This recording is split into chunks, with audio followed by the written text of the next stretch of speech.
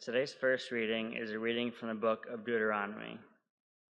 Moses said to the people, "Now, Israel, hear the statutes and decrees which I am teaching you to observe, that you may live and may enter in and take possession of the land which the Lord, the God of your ancestors, is giving you. In your observance of the commandments of the Lord your God, which I enjoin upon you, you shall not add to what I command you nor subtract from it. Observe them carefully, for thus you will give evidence of your wisdom and intelligence to the nations, who will hear of all of these statutes and say, 'This great nation is truly a wise and intelligent people.' For what great nation is there that has God so close to it as the Lord our God is to us whenever we call?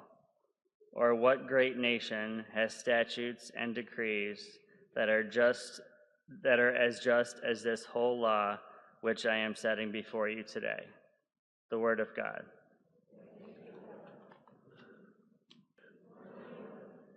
Please join me in the psalm response. The just will live in God's presence. The just will live in God's presence. Whoever walks blamelessly and does justice, who thinks the truth in their heart and slanders not with their tongue, the just will live in God's presence. Who harms no one, nor takes up a reproach against their neighbor, who look with contempt upon the corrupt, but honor those who revere God. The just will live in God's presence. Who do not demand interest on loans and accepts no bribe against the innocent. Whoever does these things shall never be disturbed. The just will live in God's presence.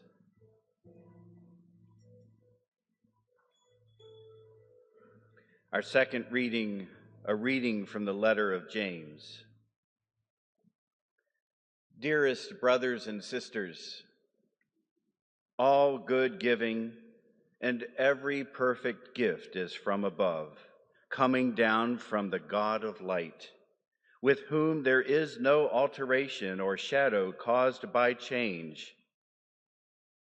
God willed to give us birth by the word of truth, that we may be a kind of first fruits of God's creatures. Humbly welcome the word that has been planted in you and is able to save your souls. Be doers of the word and not hearers only, deluding yourselves. Religion that is pure and undefiled before God is this: to care for orphans and widows in their affliction, and to keep oneself unstained by the world. The word of the Lord. Thanks. A reading from the Holy Gospel according to Mark.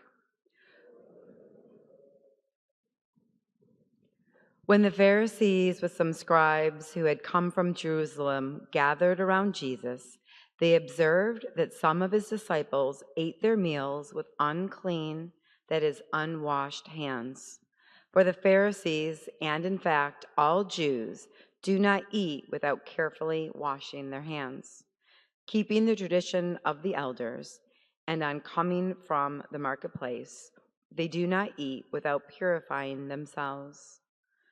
And there are many other things they have traditionally observed: the purification of the cups and jugs and kettles and beds.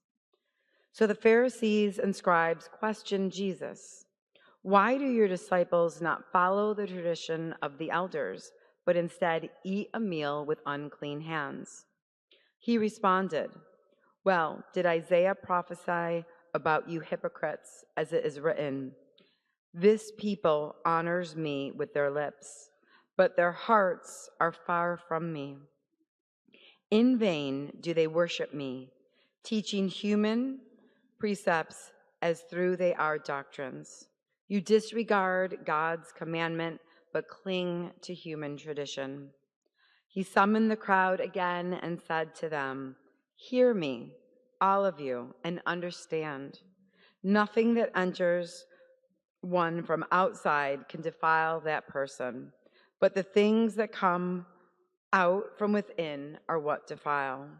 From within people, from their hearts, come evil thoughts, unchastity, theft, murder, adultery, greed, malice, deceit, wastefulness, envy, blasphemy, arrogance. All of these evils come from within and they defile." The Gospel of the Lord. A few weeks ago, I was starting my yoga class at the Bayview YMCA the way I always do, having my members lay down, settle in by connecting to their breath and setting an intention for the practice. For whatever reason, my bookmark fell out of my book, The Laws of Spirit by Dan Millman, and not having my reading glasses, I read the wrong passage. Today, I'm going to invite you to settle in with me. Find a way to be comfortable, awake, and alert, rolling your shoulders up, back, and down. Connect with your breath, following it in and following it out. This is what I accidentally read. The law of faith, trusting in spirit. Faith is our direct link to universal wisdom, reminding us that we know more than we have heard or read or studied, that we have only to look, listen, and trust the love and wisdom of the universal spirit working through us all. After yoga class that night, I checked my phone and Reverend Seeley had left me a voicemail telling me that Mark Potter and Reverend Seeley had recommended that I speak at the Labor Day Mass. This is my favorite Mass of the year. It's a time when we recognize everyone for the work they do in their community, and we bless everyone going back to school. I selfishly always need that blessing. I listened to Reverend Seeley's message 3 times. I made my family sit at the kitchen table and listen to her message. And then I realized that Reverend Seeley and Mark Potter have incredible faith. Their faith is so strong that they believe that I will show up on time for 3 masses in a row.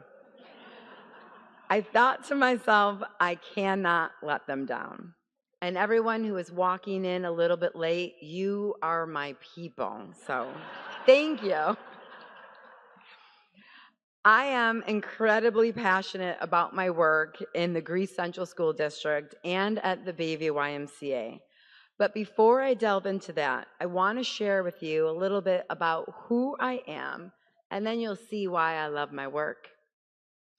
I am the granddaughter of Adolphe de Proza, a man who's been a great influence in my life. I like to think I was his favorite grandchild. He loved bringing all of his grandkids chocolates, but he always gave me extra. My grandfather's story is one of courage and determination. He immigrated from Italy at the age of 16, leaving behind everything familiar to build a new life in America. With hard work, he established a business called Baytile. His bravery in leaving his homeland to start anew has always been a source of inspiration for me. There's something so profoundly admirable about immigrants, their courage and determination to succeed in the face of uncertainty. I admire that. I am not that brave. I still live in the same town I was born in. My father is where I first learned of the importance of strong work ethic. My dad, now 81 years old, continues that work ethic, and he works every day, embodying the same dedication to his employees and his business that my grandfather instilled in all of us. My dad inspires me to work harder and never give up. When he isn't working, he's cooking dinner for us or cleaning the pool so we can go swimming. My mother taught me the power of balance and the importance of love and nurturing relationships. She was a homemaker, raising 3 children and their friends, managing the household, and always found time for her classes at the Y, her cousins, and her many, many friends. My mom taught us all about the golden rule, and I bring that to work and play every day. She was the glue that held everything together, always ensuring our family was cared for and nourished. Being a parent is a lot of work, and her life reminds me of a quote by Graham White. The most powerful way to change the world is to live in front of our children the way we would like the world to be. My mom lived this truth every day, demonstrating that there is value in all forms of work, whether it's running a business or running a household. For 27 years, I had the privilege of being a Spanish teacher, where I shared my love for the Spanish language with countless students. In 2019, before the pandemic, my district saw a growing need for our students that went way beyond academics, and we started a mindfulness team to support students, staff, and families. Mindfulness is paying attention on purpose without judgment. That's all it is. I wish every school district had a mindfulness team. You may ask, why do we need these supports in our schools? Well, according to the Anxiety and Depression Association of America, a staggering 80% of US students report feeling stressed, and over 42% have experienced depression. While many experts attribute these issues to the impacts of COVID, I believe that another significant factor is the presence of cell phones and social media in our children's lives. Children and adults are hungry for true connection, balance, love, and joy in an authentic way, and my job is to be of service in our schools.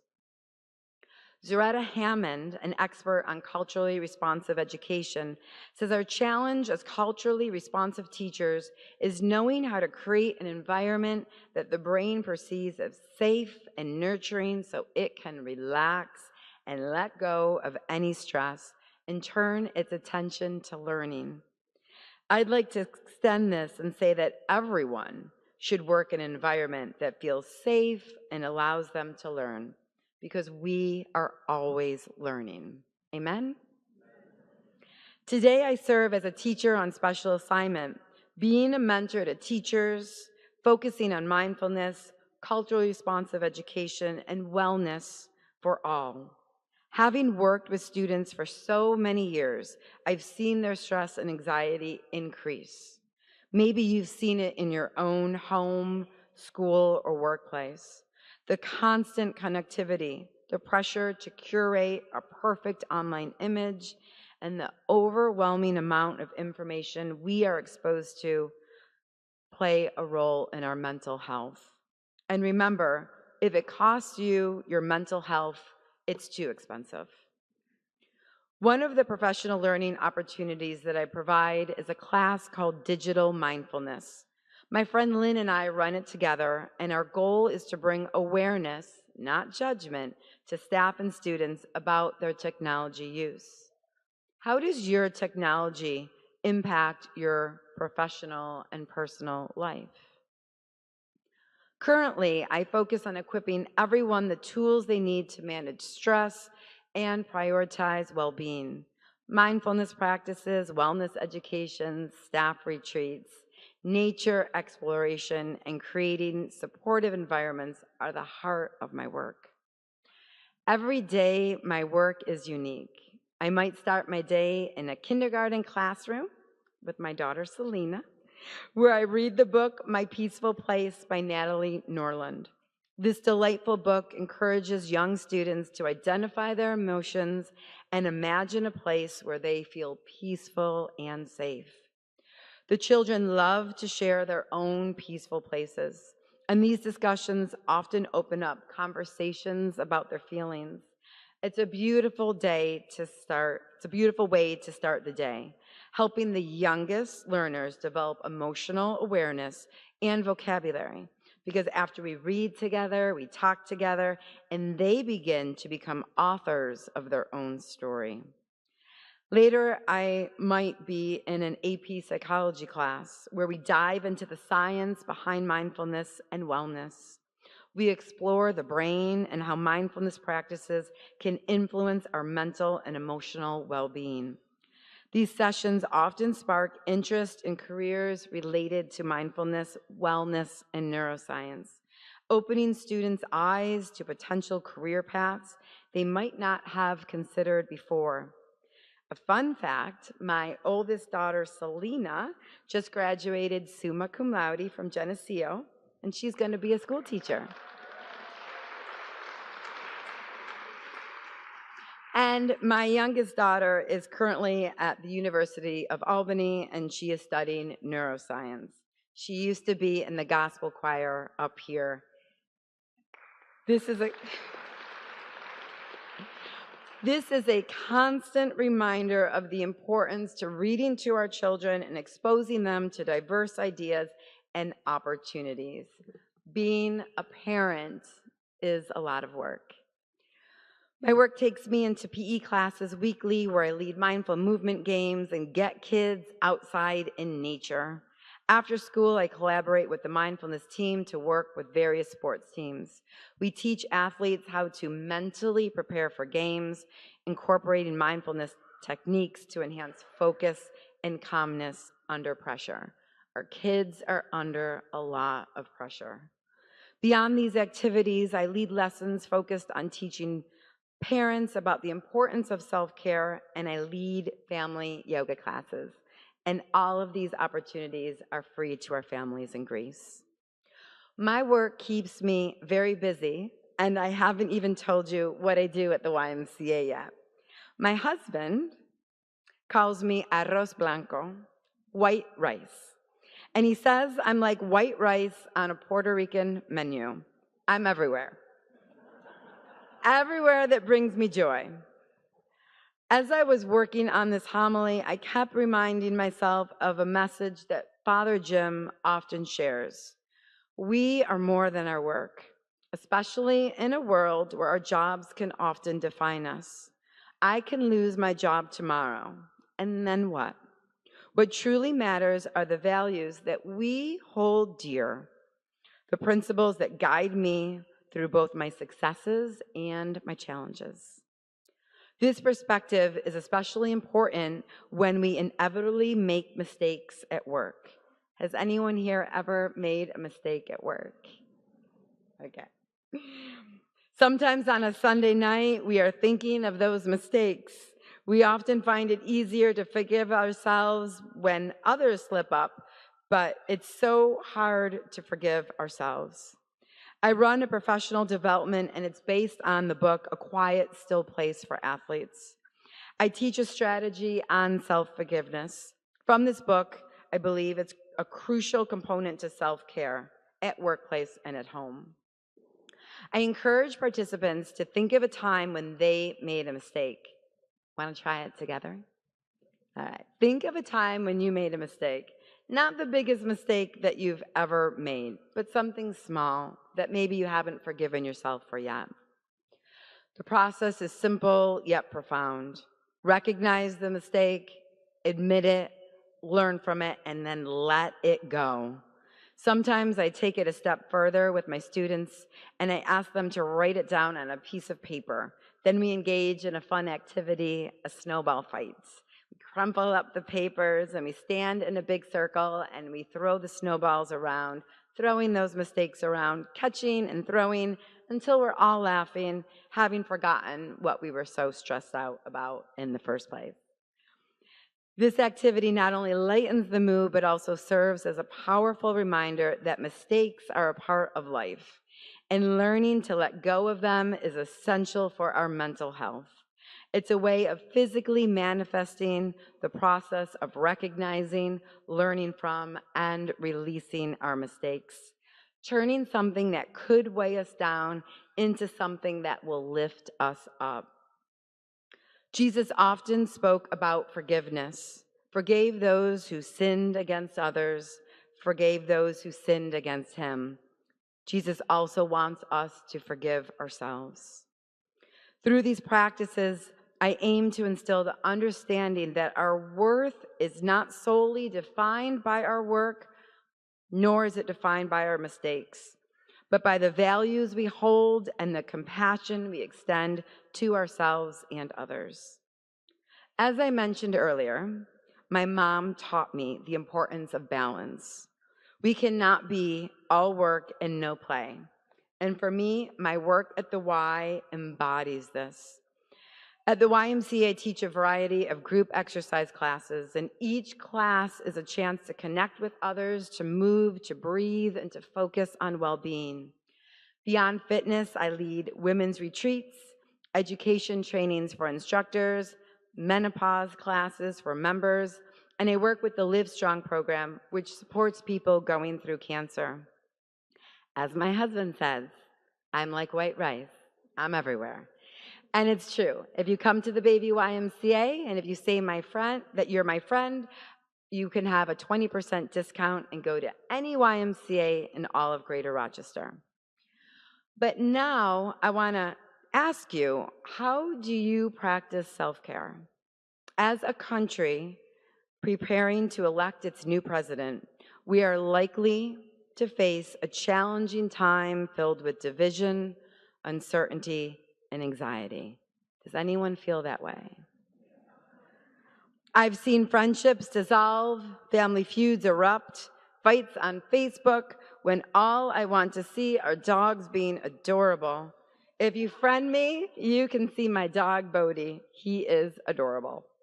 So after you have registered to vote, made a plan to vote, ensured that your college-age kids are registered, checked on neighbors who may need a ride, followed our very own Reverend Myra on social media for important fact-checking, how will you disconnect to reconnect to your wellness and self-care?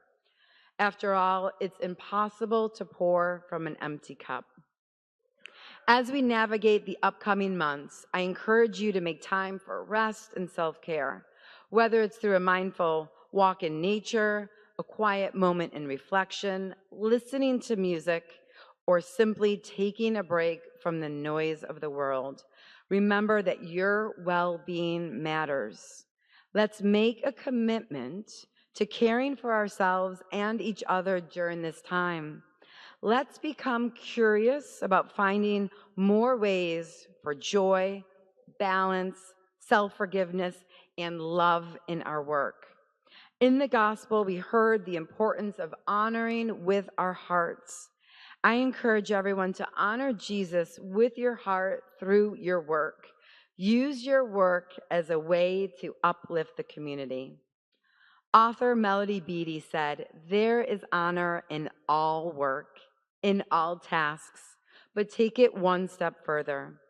Make what you do a labor of love. Then your work will truly touch and change the world.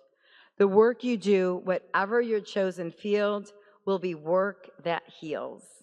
So let's go and heal the world through our work." Thank you, everyone.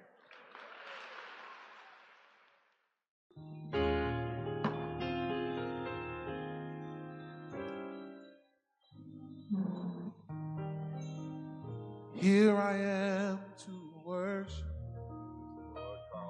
Here I am to bow down.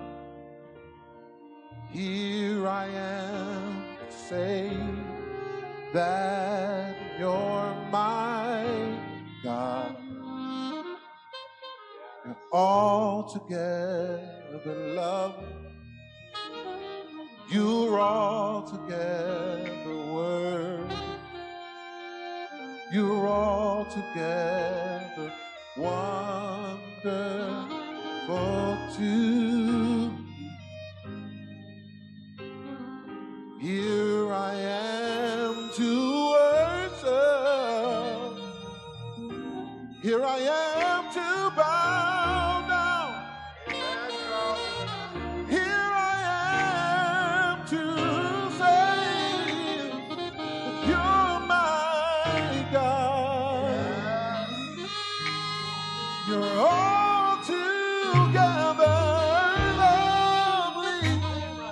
You're all together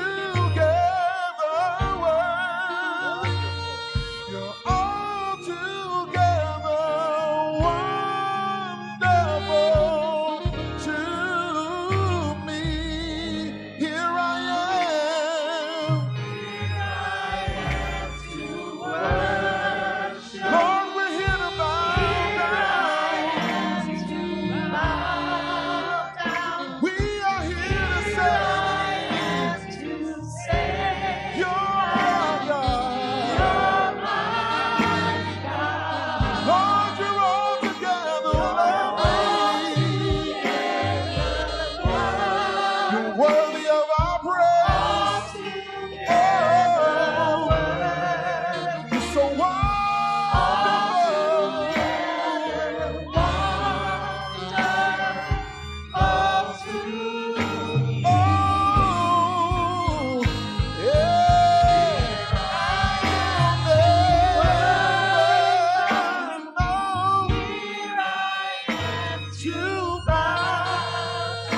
Here I am to say,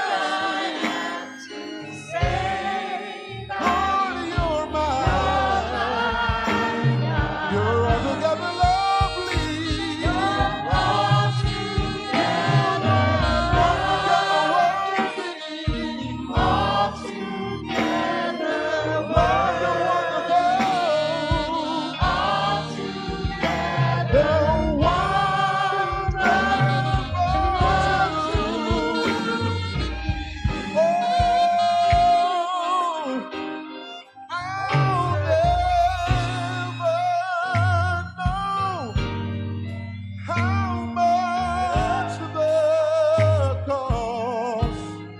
to see my sin upon the cross. I'll never know. I'll never know what it costs. How much it costs to see my sin upon the cross. I'll never know how much it costs to see my sins upon. One more time, I'll never know. I'll never know how much it costs to see my sins upon. So with our hands up, here I am to worship. Lord, I'm here to bow down. Here I am to say, God, that you're my God. You are all together lovely. You're all together worthy. You're all together wonderful.